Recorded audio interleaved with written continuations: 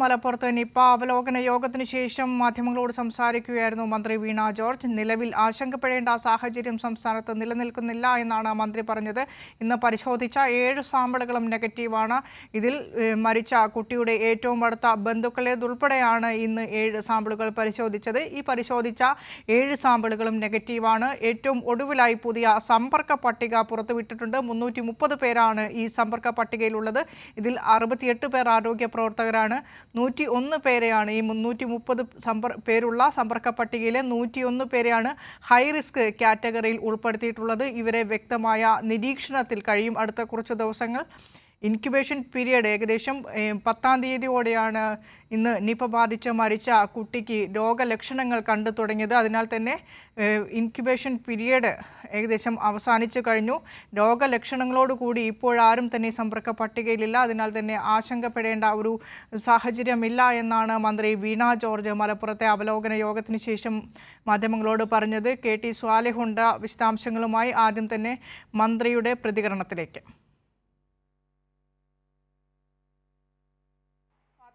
ഏതാണ്ട് ഈ പ്രദേശത്തിനടുത്തുള്ള ഒരു സ്ഥലത്ത് നിന്ന് ആയതുകൊണ്ടും സാമ്പിൾ എടുത്ത് പരിശോധിക്കുകയാണ് ഉണ്ടായത്. പക്ഷേ ആ പരിശോധനാ ഫലവും നെഗറ്റീവാണ് എന്നുള്ളതാണ്. അപ്പോൾ ഈ ഒരു പ്രവർത്തനം ആരോഗ്യവകുപ്പ് തുടരുന്നു. അതായത് കോണ്ടാക്ട് ലിസ്റ്റിലുള്ള ആളുകളെ സാമ്പിൾ എടുത്ത് പരിശോധിക്കുകയും രോഗബാധയില്ല എന്നുള്ളത് ഉറപ്പാക്കുകയും ചെയ്യുന്ന പ്രവർത്തനം തുടരുകയാണ്. സമ്പർക്ക പട്ടികയിൽ ആരെങ്കിലും വിട്ടുപോയിട്ടുണ്ടോ എന്നുള്ളത് ഒരിക്കൽ കൂടി പരിശോധിക്കുന്നുണ്ട്. ഇന്നലെ പ്രസിദ്ധീകരിച്ച റൂട്ട് മാപ്പിൽ ഇപ്പോൾ പ്രസിദ്ധീകരിക്കാൻ പോകുന്നത് കുറച്ചുകൂടി മൈന്യൂട്ടായിട്ടുള്ള ഡീറ്റെയിൽസ് ഉണ്ട്. അപ്പോൾ നാളെ +2-ൻ്റെ അലോട്ട്മെൻറ്റ് നടക്കുന്നുണ്ട്. അപ്പോൾ നമ്മുടെ ഈ കുഞ്ഞുങ്ങൾക്ക് അവസരം നഷ്ടപ്പെടാൻ പാടില്ല. അതുകൊണ്ട് 3 സ്കൂളുകളാണ് ഈ 2 പഞ്ചായത്തുകളിലുമായി +1 അലോട്ട്മെൻറ്റ് നടക്കുന്നതായിട്ട് ഉള്ളത്. ഞാൻ ബഹുമാന്യനായിട്ടുള്ള വിദ്യാഭ്യാസ മന്ത്രിയുമായിട്ട് സംസാരിച്ചിരുന്നു. അതിൻ്റെ അടിസ്ഥാനത്തിൽ ഈ 3 സ്കൂളുകളിലും നാളെ അലോട്ട്മെൻറ്റ് നടക്കേണ്ടതായിട്ടുണ്ട്. അവിടെ സാമൂഹ്യ അകലം പാലിച്ചും അതുപോലെ N95 മാസ്ക് ധരിച്ചും കൃത്യമായി പ്രോട്ടോക്കോൾ പാലിച്ചുകൊണ്ട് അലോട്ട്മെൻറ്റ് നടക്കും. ഒരു തരത്തിലുള്ള തിക്കും തിരക്കും അത് മലപ്പുറം ജില്ലയിൽ പൊതുവെ നാളെ +1 അലോട്ട്മെൻറ്റ് നടക്കുന്ന എല്ലാ സ്കൂളുകളിലും ആൾക്കൂട്ടം ഒഴിവാക്കി പരമാവധി സാമൂഹ്യ അകലം പാലിച്ച് നേരത്തെ തന്നെ ഈ അലോട്ട്മെൻറ്റിന് വേണ്ടിയിട്ടുള്ള ലെറ്ററൊക്കെ നമ്മുടെ കുട്ടികൾക്ക് കിട്ടിയിട്ടുണ്ട്. KT സ്വാലിഹ് ചേരുന്നുണ്ട് മലപ്പുറത്ത് നിന്ന് വിശദാംശങ്ങളുമായി. സ്വാലിഹ്, മന്ത്രി പറഞ്ഞ രീതിയിൽ ആശങ്കപ്പെടേണ്ട ഒരു സാഹചര്യം നിലനിൽക്കുന്നില്ല. എന്നാൽ കൃത്യമായ പ്രോട്ടോകോൾ പാലിക്കേണ്ടതുണ്ട്.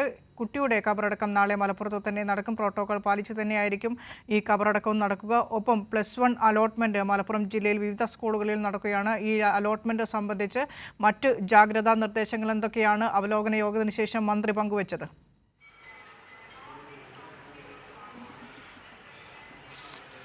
വിനിഷ, പ്രതിരോധ പ്രവർത്തനങ്ങൾ ഊർജിതമായി തന്നെ മുന്നോട്ട് പോവും. നിലവിൽ 7 പേരുടെ പരിശോധനാ ഫലം ഇന്ന് വന്നിട്ടുണ്ട്. ഇവരെല്ലാം ഈ ഹൈ റിസ്ക് കാറ്റഗറിയിൽ ഉള്ളവരാണ്. 6 പേർ മഞ്ചേരി മെഡിക്കൽ കോളേജിലും ഒരാൾ കോഴിക്കോട് മെഡിക്കൽ കോളേജിലുമാണ് ഉള്ളത്. ഒരാൾ നേരിട്ട് ഈ കുട്ടിയുമായി സമ്പർക്കമില്ലാത്തയാളാണ്, കോഴിക്കോട് മെഡിക്കൽ കോളേജിലുള്ള 68 വയസ്സുകാരൻ. ഇവരുടെ എല്ലാം പരിശോധനാ ഫലം, കേരളത്തിൽ നടത്തിയ പരിശോധനാ ഫലം നെഗറ്റീവാണ്. പക്ഷേ ഇവർ ഐസൊലേഷനിൽ തന്നെ തുടരും. ഒരു ഇൻക്യുബേഷൻ പീരീഡ് കണക്കിലെടുത്തത് 14 ദിവസമാണ്. സ്വാഭാവികം ഈ ഒരു 14 ദിവസത്തെ കാലാവധി കണക്കിലെടുത്ത് ഇവരെ ഐസൊലേഷനിൽ തന്നെ തുടരും എന്ന് മന്ത്രി അറിയിച്ചിട്ടുണ്ട്. വീണ്ടും പരിശോധന ആവർത്തിക്കും. അതോടൊപ്പം തന്നെ ഈ വീടുകളിൽ ആനക്കയം, പാണ്ടിക്കാട് പഞ്ചായത്തുകളിലെ വീടുകളിൽ കയറിയുള്ള സർവേ നടന്നു വരികയാണ്. ആർക്കെങ്കിലും പനിയോ അതല്ലെങ്കിൽ മറ്റെന്തെങ്കിലും ലക്ഷണങ്ങളുണ്ടോ തുടങ്ങിയ കാര്യങ്ങളെല്ലാം വിശദമായി അന്വേഷിച്ച് സർവേ റിപ്പോർട്ടാണ് തയ്യാറാക്കിക്കൊണ്ടിരിക്കുന്നത്. അതോടൊപ്പം നാളെ വിദ്യാഭ്യാസ സ്ഥാപനങ്ങൾക്ക് ഇവിടെ അവധി നൽകിയിട്ടുണ്ട്. അതുകൊണ്ട് തന്നെ ഈ +1 അലോട്ട്മെൻറ്റ് നടക്കുന്നത് പക്ഷേ മാറ്റമില്ലാതെ സാമൂഹ്യ അകലം പാലിച്ച് N95 മാസ്ക് ധരിച്ച വിദ്യാർത്ഥികൾ എത്തണമെന്ന് നിർദ്ദേശം നൽകിയിട്ടുണ്ട്. പക്ഷേ ഏതെങ്കിലും തരത്തിൽ ഈ സമ്പർക്ക പട്ടികയിലോ മറ്റോ ഉൾപ്പെട്ടവരാണെങ്കിൽ വരരുത് എന്ന നിർദ്ദേശവും നൽകിയിട്ടുണ്ട്. ഈ കുടുംബാംഗങ്ങൾ ഉൾപ്പെടെയുള്ളവരെ എല്ലാം പരിശോധിച്ച് കഴിഞ്ഞിട്ടുണ്ട്.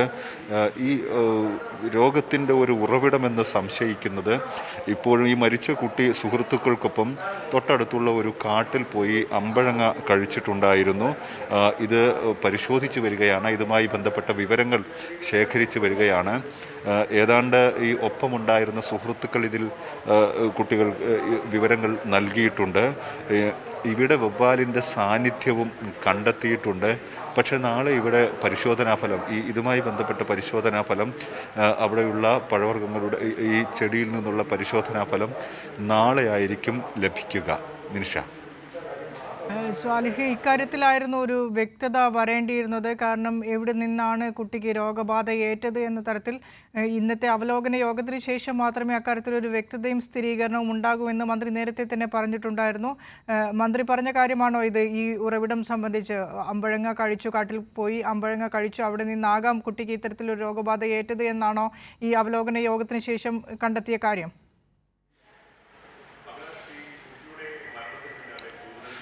മന്ത്രി വിശദീകരിച്ച കാര്യങ്ങളാണിത്. ഇങ്ങനെ ഒരു സംശയം ഇതാവാമെന്ന ഒരു നിഗമനത്തിൽ എത്തിയിട്ടുണ്ട്. കുട്ടി ഇവിടെ പോയിരുന്നതായും ഇവിടെ നിന്ന് ഈ അമ്പഴങ്ങ കഴിച്ചിരുന്നതായും സ്ഥിരീകരിച്ചിട്ടുണ്ട്. അതേസമയം ഇവിടെ വവ്വാലുകളുടെ സാന്നിധ്യവും കണ്ടെത്തിയിട്ടുണ്ട്. പക്ഷേ രോഗം ബാധിച്ചത് ഇവിടെ നിന്നാണോ അല്ലെങ്കിൽ ഈ നിപ്പ വൈറസിൻ്റെ സാന്നിധ്യം ഇവിടെ ഉണ്ടോ എന്നത് സംബന്ധിച്ച പരിശോധനാ ഫലം നാളെയാണ് ലഭിക്കുക. അതുകൊണ്ട് തന്നെ ഇക്കാര്യത്തിൽ ഒരു ഉറച്ച ഒരു അന്തിമമായ ഒരു തീരുമാനമല്ല, നിഗമനമാണ്, പ്രാഥമികമായ നിഗമനമാണ് ഇന്ന് മന്ത്രി പങ്കുവച്ചിട്ടുള്ളത്. ജാഗ്രതാ പ്രവർത്തനങ്ങൾ വളരെ ഊർജിതമായി തന്നെ തുടരുന്നു. ഈ 2 പഞ്ചായത്തുകളിലും ഏർപ്പെടുത്തിയ ക്രമീകരണങ്ങൾ, നിയന്ത്രണങ്ങൾ അതുപോലെ തന്നെ തുടരും. വിദ്യാഭ്യാസ സ്ഥാപനങ്ങൾക്ക് അവധിയാണ്. ഹോട്ടലുകളോ തിയേറ്ററുകളോ പ്രവർത്തിക്കുന്നതിന് വിലക്കുണ്ട്. മദ്രസകൾ ഉൾപ്പെടെയുള്ള വിദ്യാഭ്യാസ സ്ഥാപനങ്ങൾക്കാണ് അവധി നൽകിയിട്ടുള്ളത്. പക്ഷേ നാളെ ഈ +1 അലോട്ട്മെൻറ്റിന് മാത്രം സാമൂഹ്യ അകലം പാലിച്ചുകൊണ്ട് നടത്തുന്നതിനുള്ള അനുമതി ആരോഗ്യവകുപ്പ് നൽകിയിട്ടുണ്ട്. ഇവിടെ പോലീസിൻ്റെ സാന്നിധ്യമുണ്ടാവും. ഇത്തരത്തിലുള്ള കാര്യങ്ങൾ, ഈ സാമൂഹ്യ അകലം പാലിക്കുന്നുണ്ടോ, മാസ്ക് ധരിക്കുന്നുണ്ടോ തുടങ്ങിയ കാര്യങ്ങളെല്ലാം തന്നെ പോലീസ് തന്നെ നിന്ന് നിയന്ത്രിക്കും എന്നുകൂടി മന്ത്രി ഇന്ന് പറഞ്ഞിട്ടുണ്ട്. സ്വാലിഹ്, നേരത്തെ ഉച്ചയോടെ മാധ്യമങ്ങളെ കണ്ടപ്പോൾ മന്ത്രി വീണ ജോർജ് പറഞ്ഞ ഒരു കാര്യം, നിലവിൽ സമ്പർക്ക പട്ടികയിലുള്ള ഒരാൾ ICU സപ്പോർട്ടോടു കൂടി ചികിത്സയിലാണ്. ഇദ്ദേഹത്തിൻ്റെതടക്കമാണോ ഇന്ന് പരിശോധിച്ച പരിശോധനാഫലം നെഗറ്റീവായി വന്നത്, ഈ ചികിത്സയിലുള്ള ആളുടേതടക്കം? അതെ, ഇയാളാണ് കോഴിക്കോട് മെഡിക്കൽ കോളേജിൽ ചികിത്സയിലുള്ളത്. 68 വയസ്സാണ്. ഈ കുട്ടിയുമായി നേരിട്ട് സമ്പർക്കമില്ലാത്തയാളും കൂടിയാണ്. അതുകൊണ്ട് തന്നെ ഈ ലക്ഷണങ്ങൾ കണ്ടപ്പോൾ വലിയൊരു ആശങ്കയുണ്ടായിരുന്നു.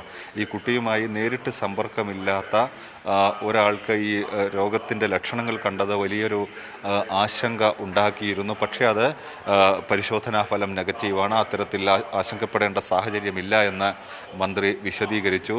മറ്റ് 6 പേരുള്ളത് മഞ്ചേരി മെഡിക്കൽ കോളേജ് ആശുപത്രിയിലാണ്. അവർക്കും ഇത്തരത്തിൽ രോഗത്തിൻ്റെ ലക്ഷണങ്ങൾ, പനി, മഞ്ഞപ്പിത്തത്തിൻ്റെ ലക്ഷണങ്ങൾ തുടങ്ങിയതൊക്കെ ചിലർക്ക് ഉണ്ടായിരുന്നു. ഇതെല്ലാം തന്നെ, ഇവരുടെ എല്ലാം തന്നെ പ്രാഥമികമായി പരിശോധനാ ഫലം നെഗറ്റീവാണ് എന്ന ആശ്വാസം കൂടിയാണ് ഇന്ന് മന്ത്രി പങ്കുവച്ചത്. ശരി സ്വാലിഹ്, നിപ രോഗബാധയിൽ ഇന്ന് ഒരു 14 വയസ്സുകാരൻ നിപ രോഗബാധയേറ്റ് മരണമടഞ്ഞ സാഹചര്യത്തിൽ മലപ്പുറത്ത് ചേർന്ന അവലോകന യോഗത്തിന് ശേഷമാണ് മന്ത്രി മാധ്യമങ്ങളോട് സംസാരിച്ചത്. നിലവിൽ ആശങ്കപ്പെടേണ്ട സാഹചര്യമില്ല. ചികിത്സയിൽ കഴിയുന്ന നിപ രോഗലക്ഷണങ്ങൾ എന്ന് സംശയിച്ച് ചികിത്സയിലായിരുന്ന, നിരീക്ഷണത്തിലായിരുന്ന 7 പേരുടെ പരിശോധനാഫലം, കേരളത്തിൽ നടത്തിയ പരിശോധനാഫലം പുറത്തു വന്നു. 7 പേരുടെയും സാമ്പിളുകളും നെഗറ്റീവാണ്. അതിനാൽ തന്നെ ആശങ്കപ്പെടേണ്ട ഒരു സാഹചര്യം ഇപ്പോൾ നിലനിൽക്കുന്നില്ല. 330 പേരുടെ സമ്പർക്ക പട്ടിക തയ്യാറാക്കിയിട്ടുണ്ട്. ഇതിൽ 66 പേർ ആരോഗ്യ പ്രവർത്തകരാണ്. ഇവർ നിരീക്ഷണത്തിൽ തുടരും. ഇൻക്യുബേഷൻ പീരീഡ് കഴിയുന്നവരെ തന്നെ നിരീക്ഷണത്തിൽ തുടരും. എങ്കിൽ പോലും ഇവരിൽ ആർക്കും ഇപ്പോൾ രോഗലക്ഷണങ്ങളോ രോഗബാധയോ ഒന്നും കണ്ടെത്തിയിട്ടില്ല എന്ന് തന്നെ വളരെ ആശ്വാസകരമായ ഒരു കാര്യമാണ്.